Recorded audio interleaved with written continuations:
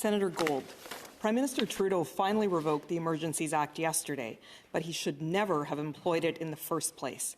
Once again, this Prime Minister and his government have failed Canadians. They exploited division between vaccinated and unvaccinated Canadians for political gain. But Canadians have rejected that division, that stigmatization, and those shameful political wedges. When will this government follow our international allies and most of our Canadian provinces and remove discriminatory vaccine mandates and restrictions?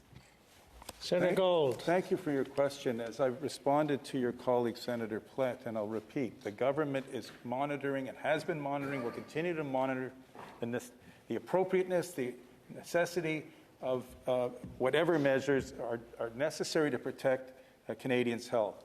It continues to follow the advice of its public health officials, and there's not much more to say except, with all respect, it is the position of the government that these vaccine mandates are not discriminatory. They're designed as a reasonable and proportionate response to a healthcare crisis of unprecedented nature, and they are designed to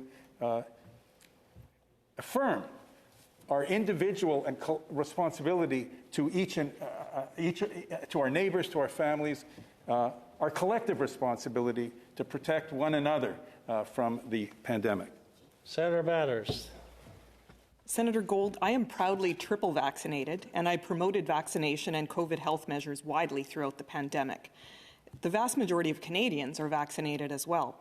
And now we are at a point in this pandemic where some measures that were put into place are no longer necessary.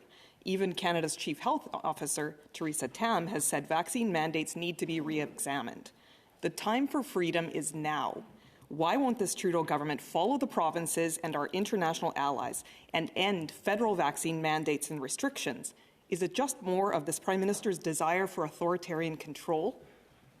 Senator Gold.